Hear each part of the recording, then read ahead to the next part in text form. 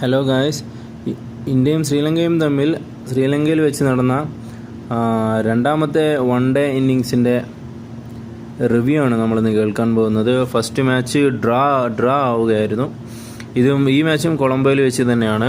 Indian ടീമിലും പ്രത്യേകിച്ച് change ഒന്നുമില്ല. ശ്രീലങ്കൻ ടീമിലാണെങ്കിൽ ഹസരംഗയ്ക്ക് പകരം ദേവർസായി ബോളിങ്ങിന് ഉണ്ടായിരുന്നു. ഹസരംഗയ്ക്ക് ഇഞ്ചറി ആയിരുന്നു. ഈ കളിയെ പറ്റി പറയുകയാണെങ്കിൽ ടോസ് നേടി ബാറ്റിംഗ് തിരഞ്ഞെടുത്ത ശ്രീലങ്ക 240 റൺസാണ് ഇന്ത്യക്ക് മുന്നിൽ വെച്ചത്. 241 വേണം ജയിക്കാനായിട്ട്.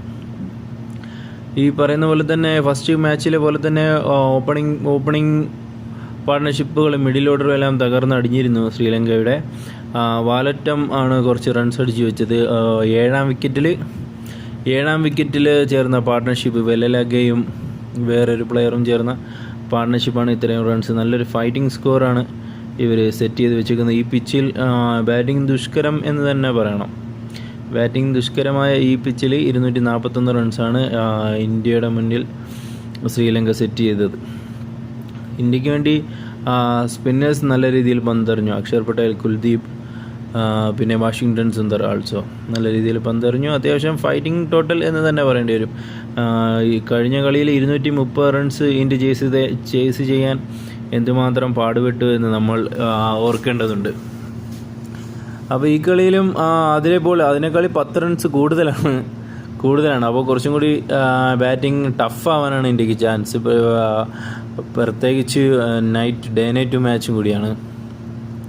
സ്പിന്നേഴ്സിനെ പിച്ച് പിന്തുണയ്ക്കും എന്ന് എല്ലാവർക്കും അറിയാമായിരുന്നു. എന്നാൽ ഇന്ത്യ പ്രതീക്ഷകളെല്ലാം കാറ്റിൽ പറത്തിക്കൊണ്ടാണ് ഇന്ത്യൻ ബാറ്റിംഗ് ആരംഭിച്ചത്. എക്സ്പെഷ്യലി എടുത്തു പറയേണ്ടത് രോഹിത് ശർമ്മ. ഫസ്റ്റ് മാച്ചിലെ അതേ ഫോം നിലനിർത്തിക്കൊണ്ട് രോഹിത് ശർമ്മ നല്ല രീതിയിൽ ബാറ്റ് ചെയ്തു. അടിപൊളിയായിട്ട് ബാറ്റ് ചെയ്തു എന്ന് വേണം പറയാൻ. കൂട്ടത്തിലെ 22 പ്ലേയേഴ്സിലെ ഏറ്റവും ബെസ്റ്റ് ബാറ്റ്സ്മാൻ രോഹിത് ശർമ്മ ആണ് എന്ന് തന്നെ വേണം പറയാൻ.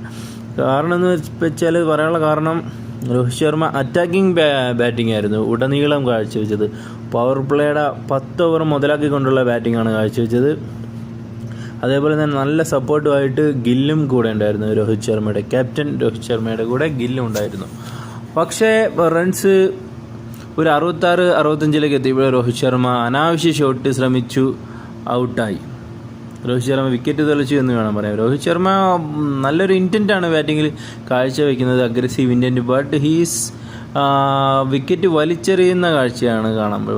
അത് പറയാനുള്ള കാരണം മിഡിൽ ഓർഡറിനെ ഒന്നും ട്രസ്റ്റ് ചെയ്യാൻ പറ്റാത്ത ഒരവസ്ഥയാണ്. അതുകൊണ്ട് രോഹിത് ശർമ്മ നല്ല ഇന്നിങ്സ് കെട്ടിപ്പടുത്തു. സെഞ്ചുറിയും അല്ലെങ്കിൽ അതിൽ കൂടുതലും ക്യാപ്റ്റൻ്റെ ബാറ്റിൽ നിന്നും ഇന്ത്യക്ക് ആവശ്യമായൊരു ഒരു സമയമാണിപ്പോൾ. പക്ഷേ കുഴപ്പമില്ല, കുറ്റം പറയാൻ പറ്റില്ല. രോഹിത് ശർമ്മ ഇത്രയും നല്ല ഇന്നിങ്സ് കാഴ്ചവെച്ചു. He played his role very well. ബാക്കി മിഡിൽ ഓർഡേഴ്സിൻ്റെയും പിന്നെ ഫിനിഷേഴ്സിൻ്റെയൊക്കെ ജോലിയാണ്. ഒരു ഫൗണ്ടേഷൻ കെട്ടി തന്നിട്ടാണ് രോഹിത് ശർമ്മ പോയത്. ദേവർസായിക്കാണ് വിക്കറ്റ്. പക്ഷേ എന്താ പറയുക, പിന്നെ തുടരെ വിക്കറ്റ്. കഴിഞ്ഞ കളിയിൽ സംഭവിച്ച അതേ കാര്യങ്ങൾ തന്നെ ഈ കളിയിലും അതിനെക്കാട്ടി മോശം അവസ്ഥയിൽ സംഭവിച്ചു ഇന്ത്യക്ക്. ഗിൽ ഔട്ടായി, ദേവർസായിക്ക് തന്നെയാണ് വിക്കറ്റ്. അതേപോലെ തന്നെ കോഹ്ലി താളം കണ്ടെത്താൻ ശ്രമിക്കുന്നുണ്ടായിരുന്നെങ്കിലും ദേവർസായിയുടെ സ്പിൻ മികവിന് മുന്നിൽ അടിയറവ് പറയേണ്ടി വന്നു. അതേപോലെ തന്നെയാണ് ശ്രേയസ് അയ്യർ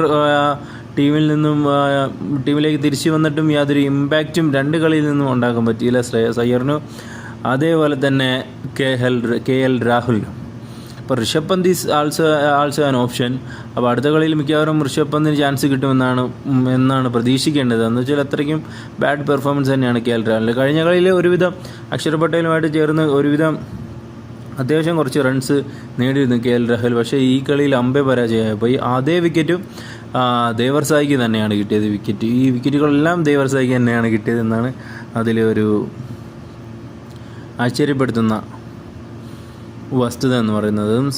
സബ്സ്റ്റിറ്റ്യൂട്ടായിട്ട് കളത്തിലേക്ക് വന്നു. ഇത്രയും നല്ല വിക്കറ്റുകൾ എല്ലാ ബാറ്റ്സ്മാൻമാരെയും നല്ല രീതിയിൽ ഔട്ടാക്കി ദേവർസായി. പിന്നെ പറയാനുള്ള ശിവൻ ദുബെയും പരാജയം തന്നെയാണ്. ബാറ്റിങ്ങിൽ പരാജയം. അടുത്ത കളിയിൽ നമ്മുടെ റയാൻ പരാഗിനെ പരീക്ഷിക്കണമെന്നല്ല, ചാൻസ് കൊടുക്കണം എന്നാണ് എൻ്റെ അഭിപ്രായം. Riyan Parag especially he's a spin bowler. 2020 മാച്ചിലൊക്കെ നമ്മൾ കണ്ടതാണ്. ഫസ്റ്റ് 2020 പുള്ളിയുടെ ബോളിംഗ് മികവ് നമ്മൾ കണ്ടതാണ്. അപ്പോഴത്തേക്കും ഈ കളിയിൽ അടുത്ത വൺ ഡേയിൽ റയാൻ പരാഗിനെ കളിപ്പിച്ചേ പറ്റൂ, എസ്പെഷ്യലി സ്പിന്നേഴ്സിന് ഇത്രയും തുണയ്ക്കുന്ന പിച്ചിൽ. Sri Lankans also using 4 or 5 spinners I think. Wellalage, Akila Dananjaya, ദേവർസായി, പിന്നെന്താ പറയുക, അവരെ ക്യാപ്റ്റൻ എല്ലാവരും 4-5 സ്പിൻ ബോളേഴ്സാണ് അവർ യൂസ് ചെയ്യുന്നത്. അതേപോലെ നമ്മൾ യൂസ് ചെയ്യണം. നമുക്കിപ്പോൾ വാഷിങ്ടൺ സുന്ദറുണ്ട്, കുൽദീപ് യാദവ് ഉണ്ട്, അക്ഷർ പട്ടേലുണ്ട്, പിന്നെ നമുക്ക് പറയാം നമ്മൾ ഗില്ലിനൊക്കെയാണ് ഓവർ കൊടുക്കുന്നത് സ്പിന്നറായിട്ട്. പിന്നെ നമുക്ക് ഈ പറയുന്ന പോലെ റയാൻ പരാഗിനെ യൂസ് ചെയ്യാൻ പറ്റിക്കഴിഞ്ഞാൽ നല്ലൊരു അഡ്വാൻറ്റേജ് ആയിരിക്കും. ഈ 240 മുമ്പ് തന്നെ നമുക്ക് ഇവരെ ആൾ ഔട്ട് ആക്കാൻ പറ്റും. 200 അല്ലെങ്കിൽ സ്കോർ ബോർഡ് 200-നകത്ത് തന്നെ നമുക്ക് ഇവരെ വിക്കറ്റ് എടുക്കാൻ പറ്റും എന്നാണ് എൻ്റെ അഭിപ്രായം. ശിവൻ ദുബൈക്ക് റെസ്റ്റ് കൊടുക്കാം. അതേപോലെ KL രാഹുലിന് റെസ്റ്റ് കൊടുത്ത് ഋഷഭ് പന്ത് കളിക്കണം. വിക്കറ്റ് കീപ്പർ ബാറ്റ്സ്മാനായിട്ട് ഋഷഭ് പന്ത് കളിക്കണം എന്നാണ് എൻ്റെ അഭിപ്രായം. അങ്ങനെ വിക്കറ്റുകളെല്ലാം പോയിക്കൊണ്ടിരുന്നു. അത്യാവശ്യമെങ്കിലും പിടിച്ചിരുന്നത് അക്ഷർ പട്ടേലാണ്. അക്ഷർ പട്ടേലിൻ്റെ ഓൾറൗണ്ട് മികവ് ഫസ്റ്റ് കളിയിൽ നമ്മൾ കണ്ടതാണ്. ടീമിൽ സ്ഥിര സാന്നിധ്യമായി ആയിരിക്കുകയാണ്. തൻ്റെ സ്പോട്ട് ഉറപ്പിച്ച് കഴിഞ്ഞപ്പോൾ ജഡേജയ്ക്ക് ശേഷം ആര് എന്നുള്ള ചോദ്യത്തിന് അക്ഷർ പട്ടേൽ തന്നെയാണ് ഉത്തരം. തീർച്ചയായും ഹീസ് പ്ലേഡ് അത്യാവശ്യം നല്ലൊരു ഇന്നിങ്സ് കാഴ്ചവെച്ചു. പിന്നെ അക്ഷർ പട്ടേൽ ഔട്ടായി. പിന്നെ സിറാജ് ചെറിയൊരു ചെറുത്തുനിൽപ്പിന് ശ്രമിച്ചെങ്കിലും നടന്നില്ല. കുൽദീപ് യാദവ്, പിന്നെ നമ്മുടെ ഹർഷദീപ് സിംഗ്, അവരെ കൊണ്ടൊന്നും പ്രത്യേകിച്ചൊന്നും ചെയ്യാനുണ്ടായിരുന്നില്ല. സ്പിൻ ബോളിംഗ് മാന്ത്രികത്തിന് മുന്നിൽ എല്ലാവരും ഔട്ടായി പോവുകയായിരുന്നു. ദേവർസായിക്ക് 6 വിക്കറ്റ് ലഭിച്ചു. പിന്നെ അസലങ്കയ്ക്ക് 2-3 വിക്കറ്റ്. അങ്ങനെ ഇന്ത്യ തോൽവി സമ്മതിച്ചു.